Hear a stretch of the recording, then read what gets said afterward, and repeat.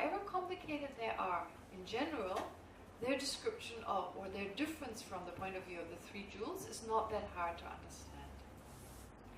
Now, what is beautiful about the Vaibhashika and the Satantrika is they very much reflect our wrong views.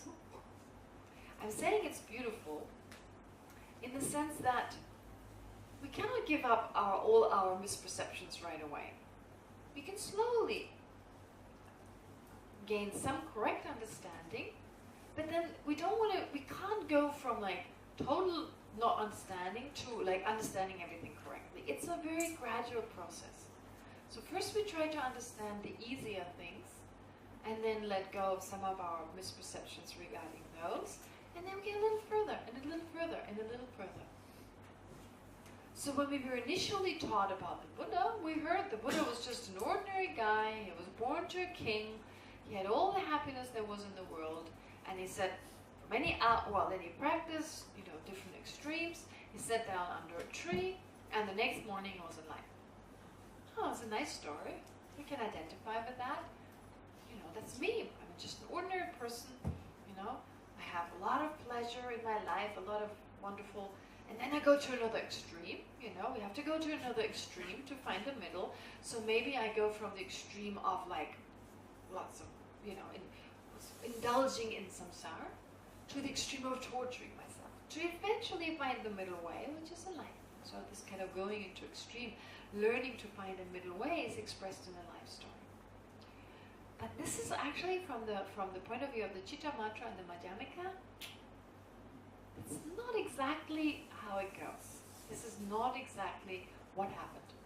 It was not the case that the Buddha was just an ordinary person who happened to be born in a rich family, saw a corpse, a sick person, and whatever else, and a few hours underneath the tree, and he's enlightened. Okay, that's not what happened. But it appeared that way. It seemed that way. So initially, it's very helpful to think of it along those lines. Okay, so basically, when you study the Vaibhashika and the Satantrika, they tell you everything exists subjectively. They tell you that in the beginning, and that's how it seems. And let's leave it at that initially. So they only introduce selflessness. There's no separate I. There's no permanent I. There's no kind of owner, controller. The phenomena exist exactly the way they appear. Let's take it gently. And then, when you understand this better, the idea of the I, and you get used to it, and your mind becomes more flexible to accept that idea, then you move on to the next philosophical system that tell you, sorry, there's something more. There's no objective, the importance of the consciousness and so on. So you're gradually taken away from our way of ordinarily looking at the world. So this is the same with regard to a Buddha.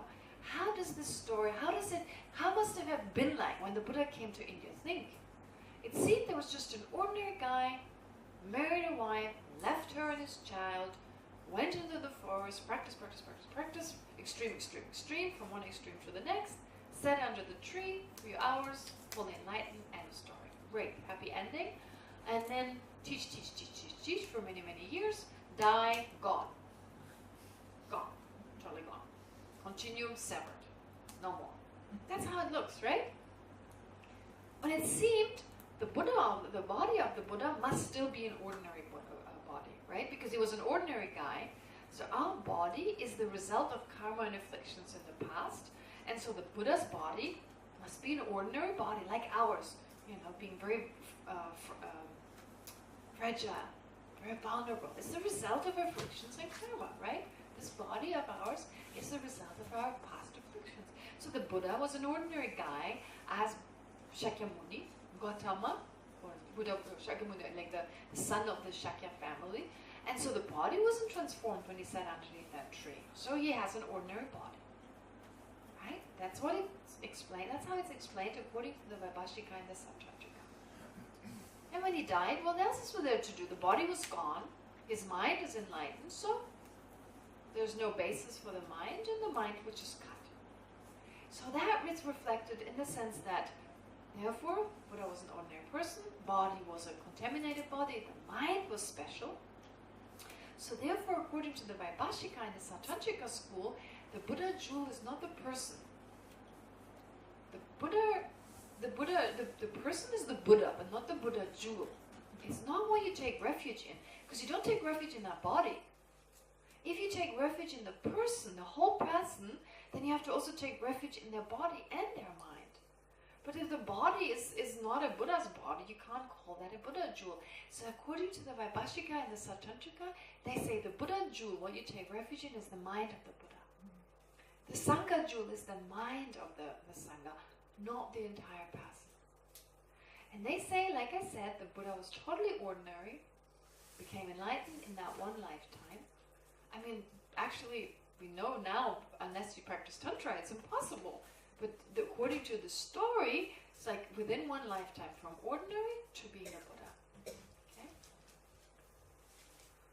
So, and then of course it's very difficult to say why. We say there's some very heavy duty negative actions. There's some specific ones. They're called the 5 heinous negativities. Like they're so heavy that we can very quickly, even within this lifetime, we can experience the results of that. They're specifically negative from the point of view of the object in particular, but also of course the motivation that's usually involved. So one is killing your mother, killing your father, right?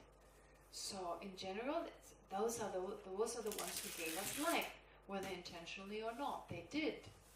And so it's said to be particularly, of course killing is always negative, but killing your mother and father is even more serious.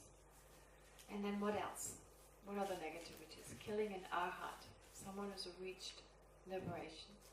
Causing a schism in the Sangha. So to split those beings who are studying, or who are practicing together, causing a schism such that they disperse, don't like each other, there's no longer harmony.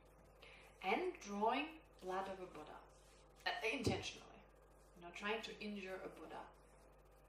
That's said to be, because if you injure the Buddha, that's the only way that the Buddha can communicate with others and teach others. So if you harm that vessel, you can't harm the mind, of course.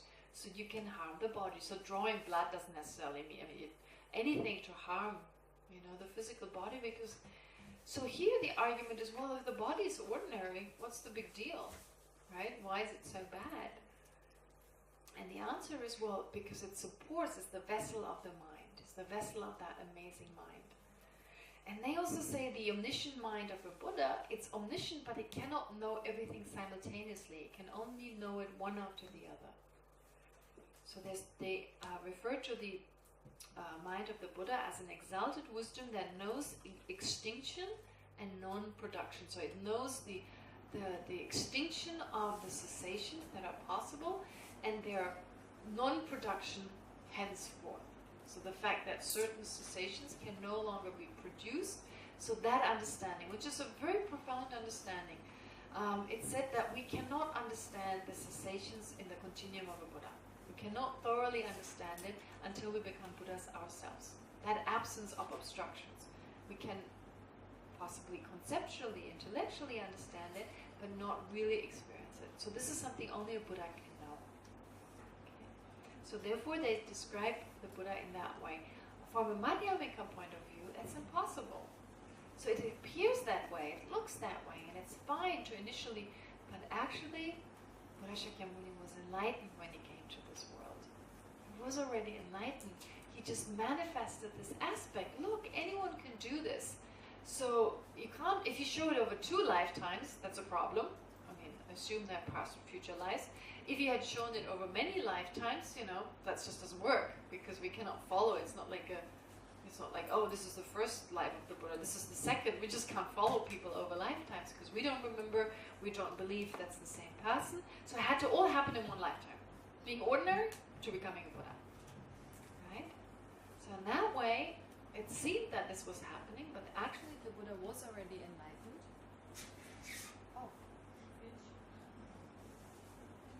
Oh, the battery's empty. I think you should get a power bank. You know what I mean with a power bank? No. Okay.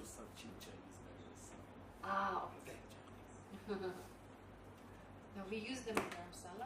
We have the same thing in Dharamsala. I use it as a broadcaster when I translate, and the batteries never last long, so we use this power bank. Do you know what I mean? Yeah. Yeah. Okay, never mind, not important. So, the point here, what I'm trying to say is, so it looks as if the Buddha was ordinary, but of course the Buddha wasn't. It looked like the Buddha went out of existence. So actually from the point of view of the Chittamatra and the Madhyamika, that the Buddha worked so hard to get where he got to, and he taught for a few years, and he totally went out of existence, does not make any sense. The Buddha's mental continuum continues to be there to work for our benefit. Okay? So the body the Buddha was born with was not an ordinary Buddha. The body, he just manifested in such a way. Does that make sense? So it's a little weird. I mean, it's like, which one is the right story? We don't know. In the end, we should be open with regard to all those. Oh, and also very important in the Vaibhashika and the Sautrantika is not everyone can become a Buddha. Again, the Chittamatra and the Madhyamika would say, no way, everyone can. Everyone will eventually. But they would say, no, just a few people become Buddha. So like Buddha Shakyamuni, and the rest, they can become liberated, but cannot become Buddhas. Yeah? At a certain point, he was a person.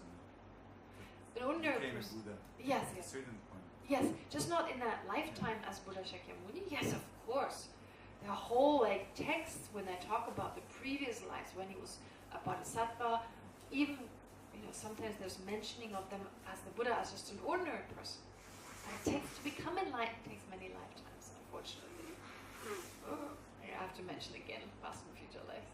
I wish I didn't have to mention it, but it just needs. I mean, see how the mind can change, of course, but the change is not that big. This is why it's very difficult to keep the Dharma practice, because we live in a fast food society. We want instant gratification, we want instant change. And the one thing that is very difficult to change is the body, of course, but even more difficult is the mind. Our habits are strong. Our habits are strong. It takes a lot of mindfulness, a lot of determination. And we have times when we feel like, yes, I'm going to do it, yes, I'm going to do it. And then something happens and, so it's not easy. It's not easy to change. Yeah. I'm not sure that I understand. Never mind the differences between the story, whether the Buddha came a person or enlightened. And if without regarding the view of being able to perceive phenomena simultaneously or not. Their approach is that we take refuge in the continuum in the mind of the Buddha. Okay, Laura, now listen to your question. It's not just a clarification. Can you wait for it until the discussion? Yeah. Okay, I guess because we need to take your dinner and I don't want to keep you any longer. So, is this the right time? Is it 20 past? Yeah. Okay, so it's 20 past 6 now. Please, any questions you're welcome to ask during the discussion.